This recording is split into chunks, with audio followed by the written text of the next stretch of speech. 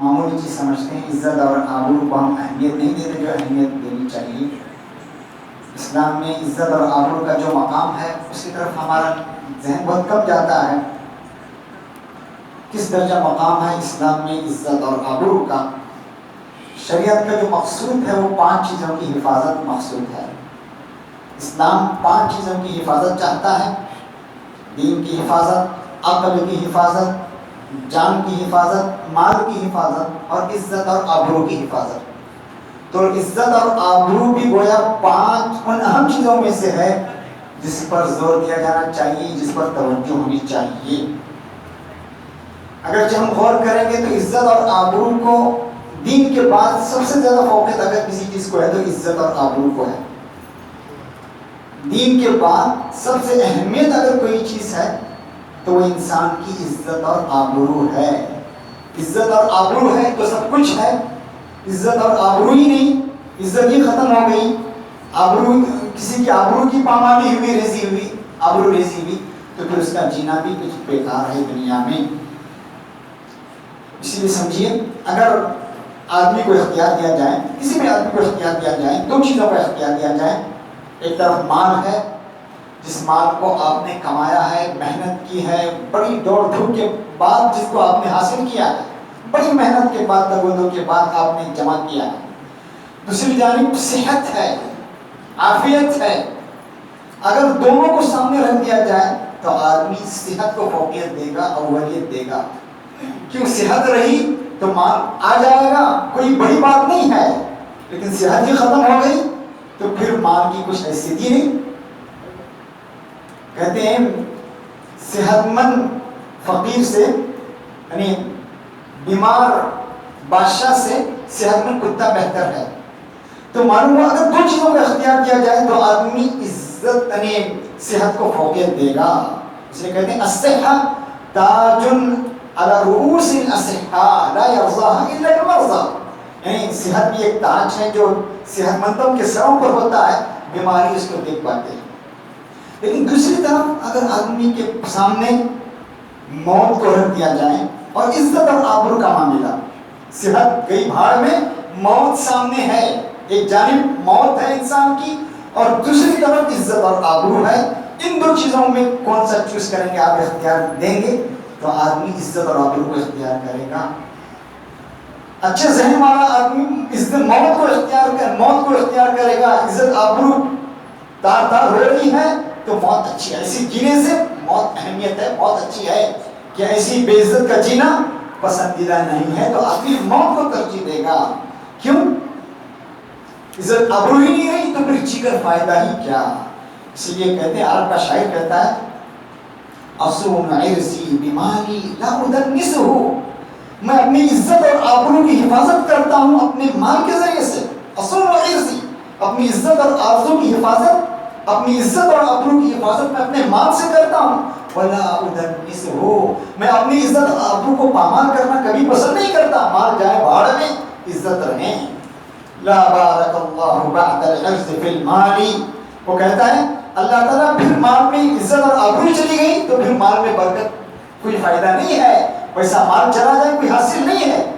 تو معلوم ہوا عرب میں بھی، جاہلیت عرب میں بھی عزت اور آبرو کی ان کے پاس کیا مقام تھا، کیا اہمیت تھی. ایک واقعہ سعودی عربیہ میں پیش آیا. لبنان کی لڑکی یعنی الجزائر کی لڑکی مکہ مکرمہ میں اس پر مقدمہ چلا. ہوا یہ تھا کہ ایک لڑکے نے اسے دھوکہ دے دیا اور کچھ اس سے غلط کام کا ارادہ کیا. اب اس لڑکی نے اپنی عزت اور آبرو کی حفاظت میں چھلانگ لگا دی عمارت سے.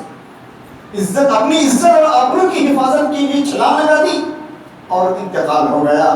تو وہاں کے سعودی عربیہ کے ججز، وہاں کے قاضی نے فیصلہ کیا کیا، اگرچہ اس نے زنا ہوا نہیں تھا، زنا کا عمل ہوا نہیں تھا، ارادہ تھا اس کا، قتل کا ارادہ نہیں تھا، خود اس نے اپنی آپ کو قتل کر دیا. عزت کی آبرو میں 7 سال اس نوجوان کو جیل. کتنے سال؟ 7. زنا بھی نہیں ہوا اور قتل بھی نہیں ہوا، قتل اس نے نہیں کیا. 7 سال جیل میں رہنا پڑا اور پھر 550 کوڑے اس کے جسم پر پڑے. 550.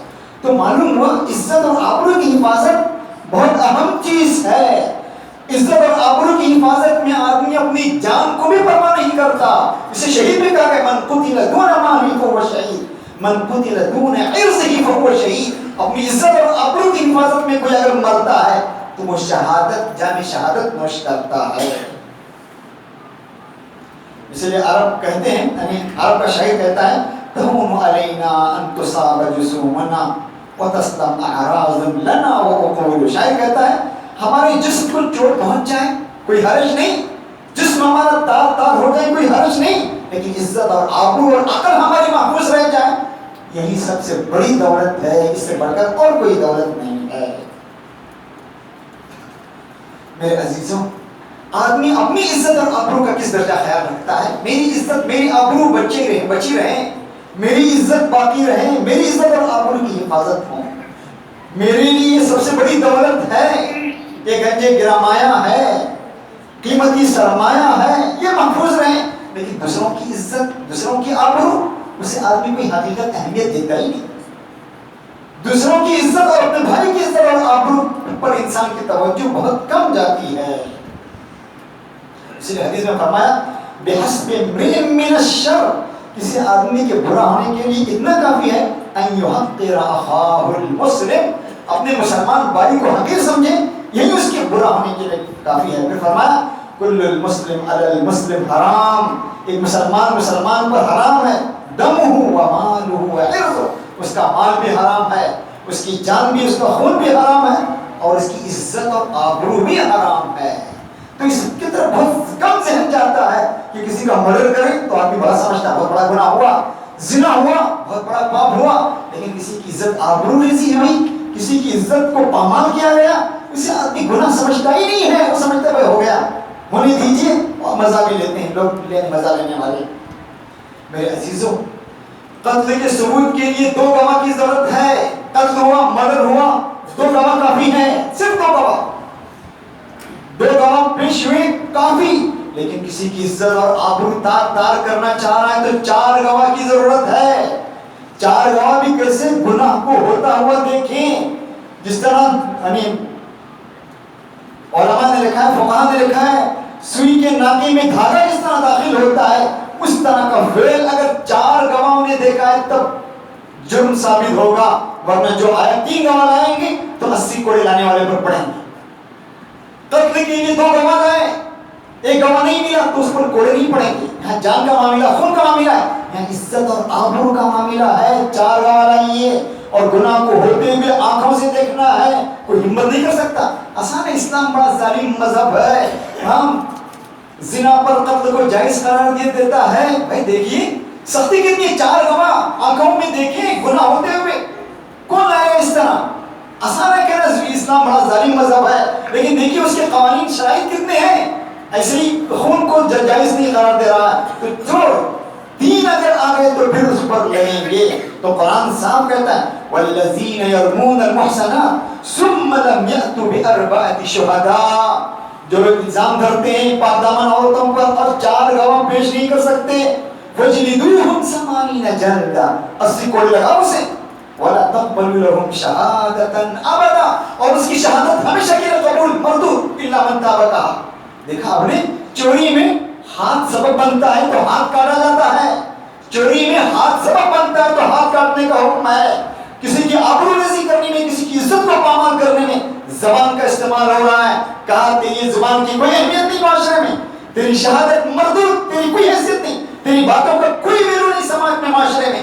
کس درجہ سخت ہے دیکھیے, زبان کو ہی اس کی کیا قرار دیا, اس کی سماج میں حیثیت نہیں, اس کی نہ جان کی گواہی دیں, فلاں کی گواہی دیں, وہ چلا گیا معاشرے سے, اس کو کنارہ لگا دیا گیا. کتنی اہمیت ہے عزت اور آبرو کی, شہادتاً ابدا واولئک هم الفاسقون, یہی لوگ فاسق ہیں, فسق کرنے والے یہی لوگ ہیں.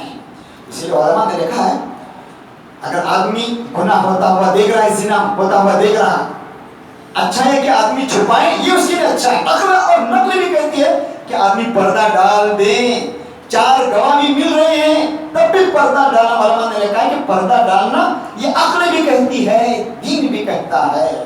معطا کی حدیث ہے, ان رسول اللہ قال لرجل, ایک آدمی سے اللہ کے نبی نے کہا جس کا تعلق اسلم سے تھا, اللہ کے نبی نے اسے کہا یا حزال، دبلا پتلا آدمی تھا، وقد جاء یشکو رجلا بالزنا، ایک آدمی کی زنا کی شکایت دینے آ رہا تھا، اور اس وقت یہ آیت نازل نہیں ہوئی تھی، یعنی یہ جو آیت جو ہے 4 گواہ لانے کی آیت نازل نہیں ہوئی تھی، آیت ورنہ اس پر کوڑے پڑ جاتے، 80 کوڑے پڑ جاتے۔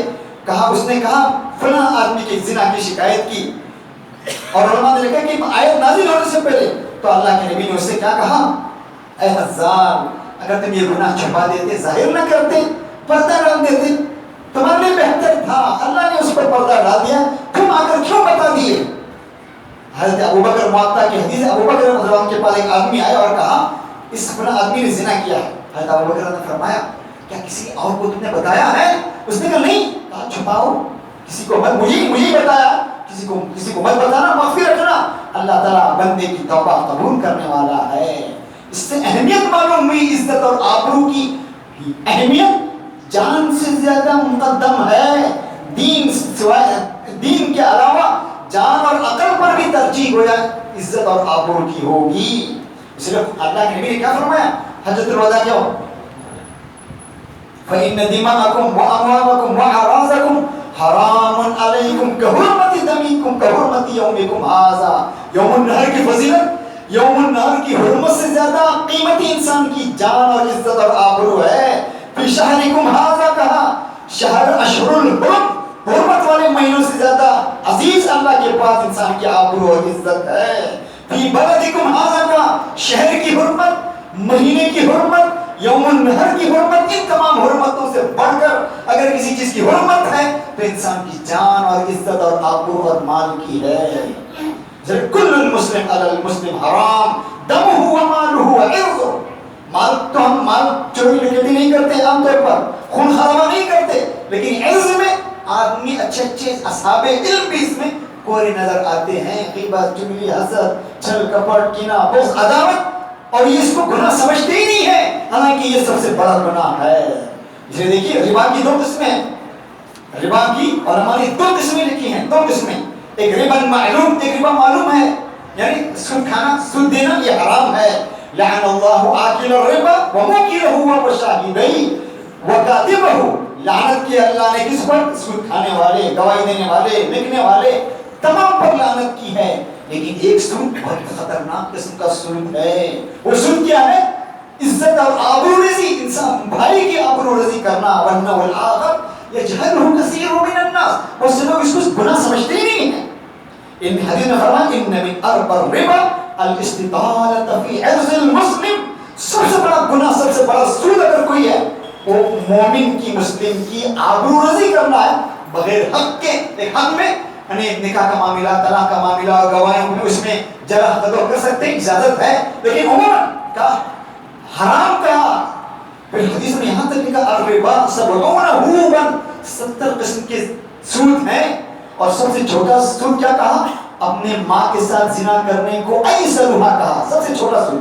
اگرچہ زنا حرام ہے اور ماں کے ساتھ زنا کرے آدمی تو اس کو بھی اللہ کے نبی کہے ایسرھا، 7 قسم کہا، 7 قسم میں سب سے آسان کیا ایسرھا، اپنے ماں کے ساتھ زنا کرنا۔ پھر حدیث میں فرمایا سب سے بڑا کون سا ہے؟ استطالۃ الرجل فی عرض اخیہ، اپنے بھائی کی عزت اور آبرو رزی کرنا۔ اس حدیث پر غور کیجئے، معمولی آدمی بھی اگر غور کرے گا تو اس میں ایک نقطہ آپ کو نظر آئے گا، سمجھ میں آئے گا۔ دیکھیے زنا حرام ہے، مہا پاپ ہے، لیکن ماں کے ساتھ زنا کرنا یہ اور بڑا پاپ ہے۔ لیکن زنا میں مرد اور عورت راضی ہوتے ہیں، زنا میں مرد اور عورت راضی ہوتے ہیں، اگرچہ پاپ ہے، مہا پاپ ہے، لیکن عزت اور آبروریزی میں کوئی راضی نہیں ہوتا۔ ان یاکل لحم اخیہ میتا، کیا تم ایحب احدکم ان یاکل لحم اخیہ میتا، کیا تم میں سے کوئی اپنے مردہ بھائی کا گوشت کھانا پسند کرے گا؟ صاف کریتمو، ایک تو مردہ بھائی، زندہ بھائی بھی نہیں، جنہیں مولانا مودودی علیہ الرحمہ نے لکھا ہے مردہ بھائی کا، زندہ بھائی نہیں، کیوں؟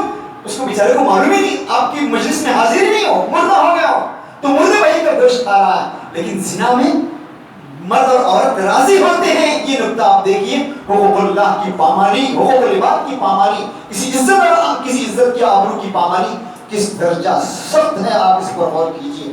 حدیث میں فرمایا گیا اللہ کے نبی فرماتے ہیں علینا حرج فی کذا. ایک صحابی نے پوچھا کیا فلاں گناہ میں ہم پر حرج ہے، فلاں گناہ میں ہم پر حرج ہے؟ تو اللہ کے نبی نے کیا فرمایا؟ عباد اللہ وزع اللہ الحرج الا من احترز من عرض اخی. اللہ نے سب کو معاف کر سکتا ہے، سب چیزوں سے اللہ تعالیٰ فضا اٹھائے گا، لیکن کسی کی آبرو ریزی کرے. احترز من اخی مانے اس کی آبرو ریزی کرنا، اس کی عزت کی پامالی کرنا، اللہ اس کو معاف نہیں کرے گا. اللہ کے لیے کہا ہے ہاں ہونا کالذی حلق وحرج، یہی شخص ہلاک ہو گیا، برباد ہو گیا. میرے عزیز اور اس لیے بعض اسلاف کہتے ہیں ان کا کہنا یہ ہے لا يرون العبادة في الصوم والصلاة. حسن بصری کہتے ہیں لا يرون العبادة في الصوم والصلاة. وہ روزے میں اور نماز کو عبادت نہیں سمجھتے تھے، ولیکن فی الکف عن اعراض الناس، لیکن وہ مسلمانی اعراض الناس، عام لوگوں کی، چاہے ہندو ہو عیسائی ہو کس دھرم کا ہو، اس کی عزت آبرو ریزی، اس کی عزت کو پامال کرنے کو گناہ سمجھتے تھے. ہم یعنی اس سے رکنے کو ہم عبادت سمجھتے تھے. کس سے؟ اپنی ذات سے کسی کو تکلیف پہنچی، کسی کی آبرو ریزی ہو، اس سے آدمی پناہ سمجھتا تھا، گناہ سمجھتا تھا. اس کے اسباب ہیں. ایک اسباب یہ کہ اللہ کا خوف، ایسے اشخاص جو ہوتے ہیں اللہ کا خوف ان کے اندر نہیں ہوتا، خدا کا خوف نہیں ہوتا. خدا کا خوف نہ ہونے کی وجہ سے یہ جرائم کرتے ہیں.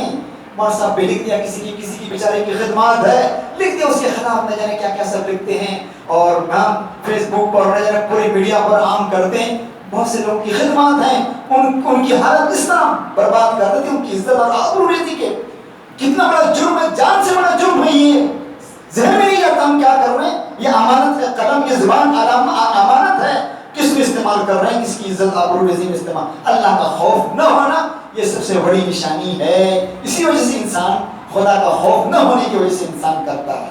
دوسری وجہ اس کی یہ ہے، یعنی عام طور پر جو یہ جرم کرتے ہیں، قیامت کے دن ہمیں خدا کے سامنے کھڑا ہونا ہے، یہ تصور اس کے پاس نہیں. آخرت کا صحیح معنی میں تصور ہوتا، خدا کے پاس سامنے کھڑے ہونے کا حقیقی تصور ہوتا تو یہ جرم اس سے نہ ہو پاتا.